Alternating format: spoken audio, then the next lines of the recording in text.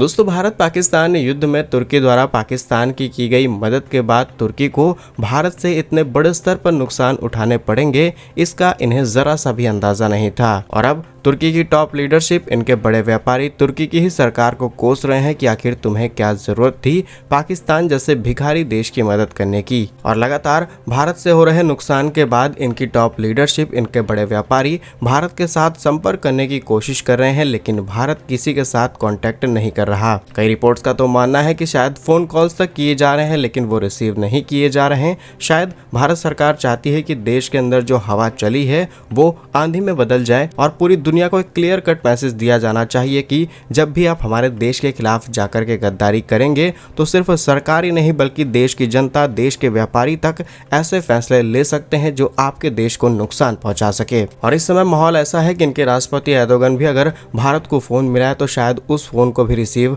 ना किया जाए। आइए जानते हैं आज की इस वीडियो में भारत सरकार की तरफ से, भारतीय व्यापारियों की तरफ से वो कौन कौन से बड़े फैसले लिए गए हैं जिसके बाद तुर्की को बहुत ज्यादा नुकसान उठाना पड़ रहा है और ये लगातार भारत के साथ संपर्क करने की कोशिश कर रहे हैं। सब कुछ इस छोटे से वीडियो में। यदि आपको हमारा काम पसंद आए और आप चाहते हैं कि हम आप तक ऐसे वीडियोस ला सकें तो वीडियो को लाइक और चैनल को सब्सक्राइब किए बिना मत जाइएगा। दोस्तों, भारत में हुए पहलगाम हमले के बाद जैसे ही भारत को पता चलता है कि तुर्की ने पाकिस्तान को बड़े पैमाने पर ड्रोन सप्लाई किए थे और उन्हीं ड्रोन्स का इस्तेमाल भारत के खिलाफ किया गया है, तब से देश के अंदर तुर्की का बायकॉट शुरू हो गया। उसके बाद भारत की तरफ से तुर्की में जाने वाला वो सारा सामान, इसमें शामिल है रिफाइंड पेट्रोलियम, पेट्रोकेमिकल, सोना, ग्रेनाइट, फल, aluminium product, auto component, engineering, बहुत सारे ऐसे इक्विपमेंट्स ने भारत की तरफ से तुर्की और अजरबैजान दोनों के अंदर एक्सपोर्ट किया जाता था और इनमें से बहुत सारी चीजें हम इंपोर्ट करा रहे थे। लेकिन भारत के जितने भी व्यापारी थे उन्होंने ये फैसला कर लिया कि अब तुर्की और अजरबैजान को ना ही कोई सामान भेजा जाएगा, ना ही वहां से कोई सामान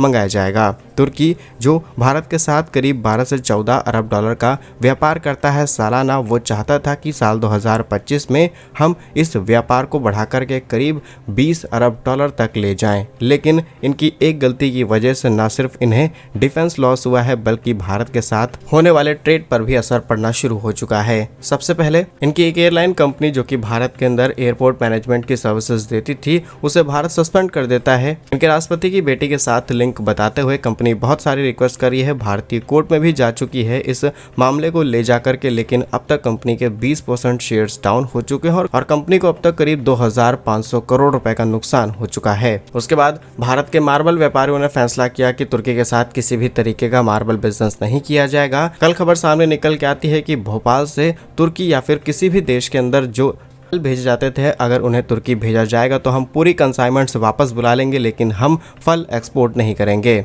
तो तुर्की को इस चीज़ से भी काफ़ी झटका लगा है क्योंकि भारतीय व्यापारियों ने सीधे तौर पर यह बोलना शुरू कर दिया है कि तुम बिजनेस हमसे डायरेक्ट करो या फिर ना करो, लेकिन अगर किसी तीसरे पार्टनर के माध्यम से भी करते हो तब भी हम अपनी चीज़ें तुम्हारे देश के अंदर एक्सपोर्ट होने नहीं देंगे। और ये बड़ी बात बन जाती है। इसलिए अप्रैल 2024 से लेकर के फरवरी 2025 के बीच में तुर्की को भारत का कुल निर्यात 14.8% घट करके $5.21 बिलियन रह गया है, जबकि आयात 17.25% घट करके 2.8 बिलियन डॉलर रह गया है। अजरबैजान के साथ भी कुछ ऐसा ही हालात हैं। भारत लगातार व्यापार कम कर रहा है क्योंकि ये दोनों ही देश कश्मीर के मुद्दे को अंतर्राष्ट्रीय स्तर पर ले गए हैं और पाकिस्तान की हर तरीके से मदद की है। अप्रैल से फरवरी के बीच अजरबैजान के साथ भी हमने करीब 86.07 मिलियन डॉलर का व्यापार किया, जबकि इस दौरान आयात करीब 2 मिलियन डॉलर के आसपास का था। भारत से अजरबैजान को किए जाने वाले प्रमुख एक्सपोर्ट में तंबाकू, कॉफी, चाय शामिल है और इंपोर्ट में हम अपने जानवरों के लिए चारा इंपोर्ट कराते हैं। इसके अलावा कुछ केमिकल्स और इंपॉर्टेंट ऑयल्स भी इस देश से इंपोर्ट कराए जा रहे थे, लेकिन अब जरूरत नहीं है इंपोर्ट कराने की क्योंकि भारतीय व्यापारी ही सामने खड़े हुए हैं। अक्सर ये कॉन्फ्लिक्ट देश के अंदर शुरू हो जाता है क्योंकि जब भारत और अमेरिका के बीच एक डील साइन होती है, स्पेशली चाइना को लेकर के कि अब इलेक्ट्रॉनिक्स पर भी बहुत सारे लॉज लाए जाएंगे और भारत को हर एक चीज पर एक्स्ट्रा टैक्स देना होगा, तब भारत सरकार के इस फैसले के बाद बहुत सारे व्यापारी नाराज नाराज हो जाते हैं, क्योंकि इससे देश के अंदर आने वाले इलेक्ट्रॉनिक प्रोडक्ट यानी कि मोबाइल, लैपटॉप, इन सब के प्राइस बढ़ जाते तो बिजनेसमैन सरकार से नाराज हो जाते हैं और सरकार को कुछ समय के लिए अपना यह फैसला रोकना पड़ता है। लेकिन इस बार बिजनेसमैन चाहते हैं कि हम किसी भी तरीके का नुकसान उठा लेंगे, लेकिन तुर्की अजरबैजान के साथ व्यापार नहीं करेंगे, नुकसान कितना भी हो जाए। तो ये एकता देखने को मिलती है देश के अंदर जब देश की अखंडता पर बात आती है। जब पाकिस्तान जैसे देश हम पर हमला करते हैं और तुर्की जैसे देश इनका सपोर्ट करते हैं तो पूरा देश एक साथ खड़ा होकर के तुर्की का बहिष्कार कर रहा है। टूरिज्म से लेकर के तमाम चीजें हमने बायकॉट कर दी है और सिर्फ इन 15 से 20 दिनों के भीतर तुर्की को करीब करीब भारत से 10,000 करोड़ रुपए से भी ज्यादा का नुकसान उठाना पड़ा है और ये नुकसान बढ़ता रहेगा। बहुत सारे तुर्की की तरफ से मीम्स भी बनाए जा रहे हैं कि भारतीय तो हमारे देश के अंदर बहुत ही कम परसेंटेज में आते थे, 1% से भी कम था, लेकिन सोच करके देखिए कि तुर्की बहुत बड़ी इकोनॉमी नहीं है, टूरिज्म पर ही इनकी इकोनॉमी चलती है और एक गलती की वजह से कोई भी देश 10,000 करोड़ का नुकसान नहीं उठाना चाहेगा। बढ़ते हैं नेक्स्ट स्टेप की तरफ और अब आपको बताते हैं कि भारत को इस समय किस तरीके का जियोपॉलिटिकल स्टैंड रखना चाहिए। आप जानते होंगे कि भारतीय सांसद अब पूरी दुनिया में जाने वाले हैं ये बताने के लिए कि पाकिस्तान ने किस तरीके से हम पर हमला किया है, भारत ने किस तरीके से रिटेलिएट किया। लेकिन यहाँ पर एक शब्द और ऐड किया जाना चाहिए कि पाकिस्तान को जो आतंकी फंडिंग मिलती है, हथियार मिलते हैं, उसमें तुर्की जैसे देश सीधे शामिल हैं। भारत सिर्फ इतना बोलना शुरू कर दे, डेफिनेटली पूरा नाटो भारत के ऊपर कूद पड़ेगा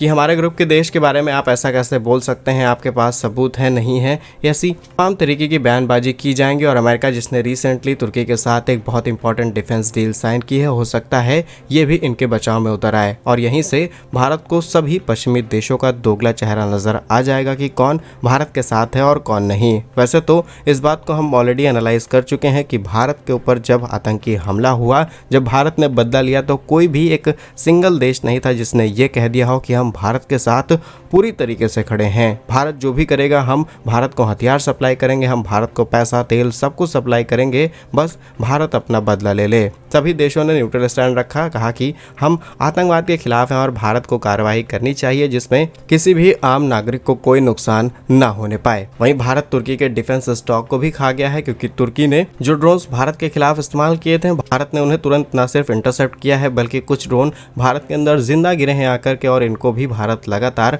रिवर्स इंजीनियरिंग में डाल चुका है ताकि इनकी सारी डिटेल्स निकाली जा सकें और किस तरीके से इनका इस्तेमाल किया गया है। अब इसे हम एज अ जांच का मुद्दा बता रहे हैं, लेकिन आप समझ सकते हैं कि भारत इसे किस एस्पेक्ट में ले जा रहा है। आने वाले समय में तुर्की के लिए ये तैयारी बहुत भारी पड़ने वाली है, क्योंकि भारतीय टेक्नोलॉजी उन देशों को बेच सकता है जो कि सीधे तुर्की के साथ दुश्मनी मोल लेते हैं। अब इन देशों की लिस्ट काफी ज्यादा लंबी है, भले ही आपको ग्राउंड लेवल पर ये चीजें ना दिखाई देती हूँ, लेकिन अंदर ही अंदर दुश्मनी बढ़ती चली जा रही है। बाकी क्या कुछ कहना है आपका इस खबर पर, जहां पर तुर्की लगातार भारत से कांटेक्ट करने की कोशिश कर रहा है और भारत कांटेक्ट नहीं कर रहा। अपनी राय कमेंट्स में जरूर लिखिएगा। भारत के ऐसे ही वीडियोस आप तक पहुंचते रहे। वीडियो को लाइक, चैनल को सब्सक्राइब जरूर कीजिए। वंदे मातरम, भारत माता की जय।